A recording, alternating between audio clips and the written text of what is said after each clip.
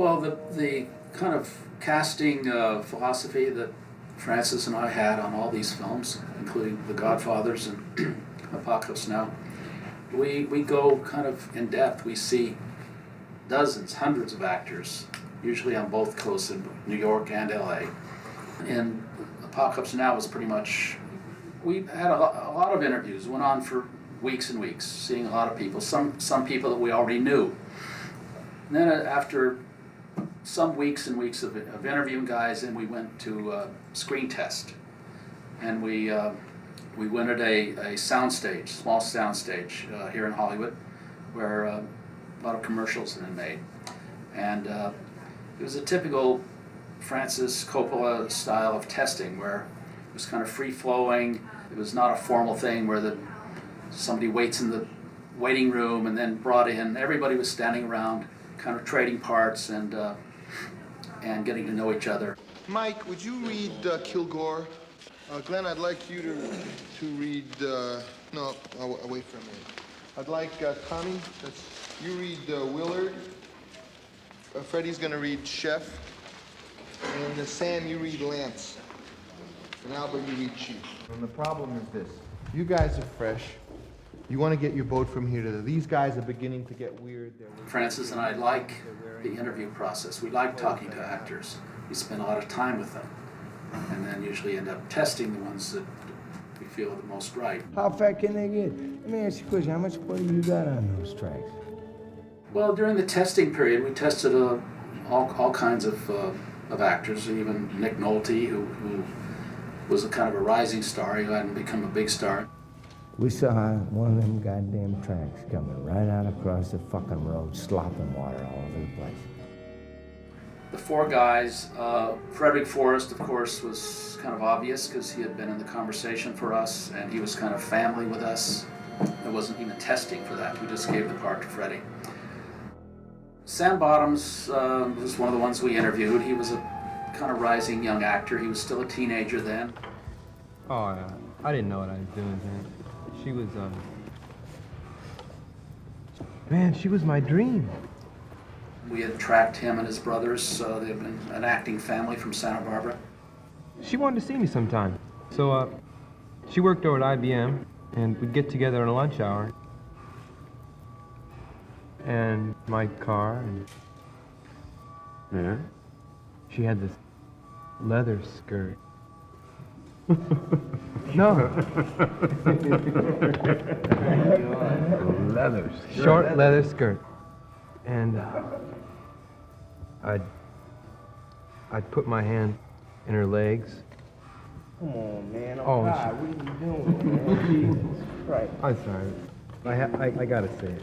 And she'd get really turned on. And in my van, we'd just go crazy. We'd do everything. Everything. Come on, Lance, what'd you do? She had the most fantastic body. The most incredible leg. Had great tan. Come on, you guys. Stick with me. Larry Fishburne, I had seen in a TV movie, If You Give a Dance, You Gotta Pay the Band, which a friend of mine had written. And he says, there's this kid in this movie I wrote, you better check out. So I always kept Larry Fishburne's name in mind, and we brought him in and he tested. Where are you from? New York. New York. What part of New York? Brooklyn. Brooklyn? Where's your zip gun? Oh, what? Your zip gun. Don't tell me you don't know what a zip gun is. Right here. That? Shit, I thought you all carried zip guns. What are you doing with that?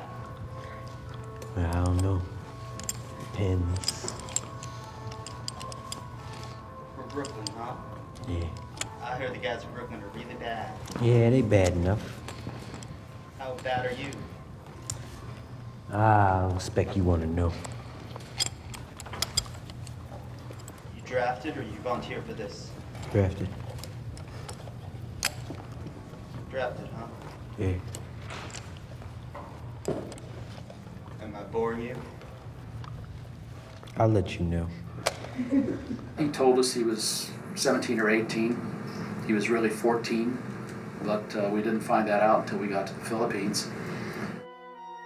Albert Hall, I had seen in a play. Francis might have been with me. I can't remember what the play was, but we remembered this actor. And he was not a guy that had done many film roles, if any. And I said I wanted to know what this special massage was, and then she got embarrassed. Special massage is with the hand. I said, you just been giving me a hand massage. Now what is this very special massage? She didn't want to answer that. Just said I was a very number 10 GI.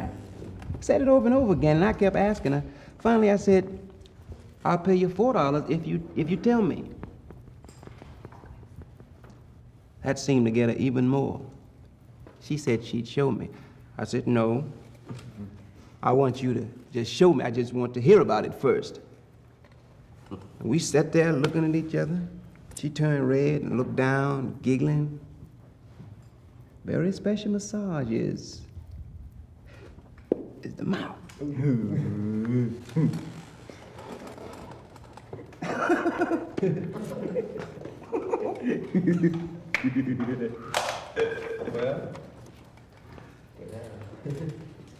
What now? What'd you do? What happened? That's when the rockets hit the place. They hit it 3 times. I think she got zapped. He had the perfect quality of a captain, and he was easily the one we wanted for it. Well, there were these 4 characters who were the regular guys on this boat. And then there's Willard, the character Willard. We thought we had Steve McQueen for a while, but then he decided he couldn't deal with going to the jungle for, he thought it might be 2 or 3 months. It turned out to be a year and a quarter. So he was right, if he couldn't take it for 3 months. So he passed. We might have even considered Jack Nicholson or something. All that before we got to Harvey Keitel. Harvey Keitel was who we chose for Willard. And somehow it just wasn't working. And at a certain point we made the decision. And I had to go over to Harvey's hotel and give him the news. It's not that Harvey wasn't a great actor. He is a terrific actor, great actor. So we had to shut down the movie and recast. And so Francis and I flew back to LA, cast Marty Sheen, who we had tested for Michael, the Godfather, so we knew him and we liked him. We went back to the Philippines and threw Marty into it. And only after the deed was done did the press even hear about it.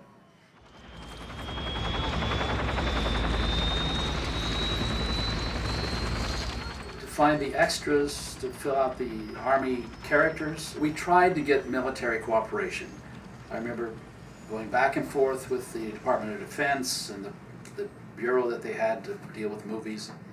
And of course they did not like our script. And they were always nice and kind, but they wouldn't give us any help whatsoever.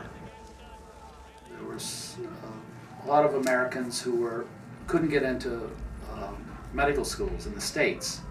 So they would go to the Philippines and study medicine, get their degree in the Philippines. We used some of those. There were very young kids that were going to American schools there because their parents were, in some business or something out there. So some of the GIs that you see in there are actually 14 years old, 15, but in a uniform they look fine. Cheer up, son.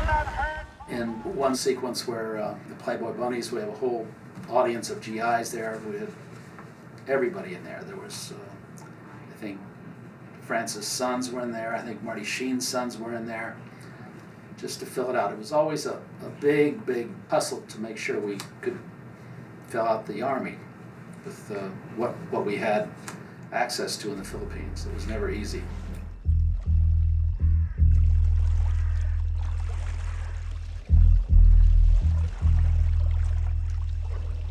The Hmong in Kurt's compound were people that lived way up in the mountains in the Philippines, who in some way were racially related to the real Hmong people in Vietnam and looked just like them. So we sent one of our production assistants, a girl named Eva Gardos, who went on to be a film editor and a director herself. We would send her up to these villages way up in the mountains, and she would make friends with the village, and she would bring back the right Hmong for that sequence.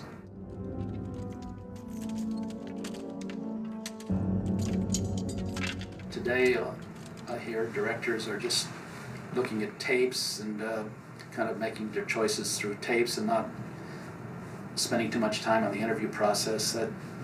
That's just not the way Francis and I like to do it. Can we take that helmet off? It looks ridiculous. It's a fun period for us. Try. We love actors and we love spending time with them. It's a lot of fun.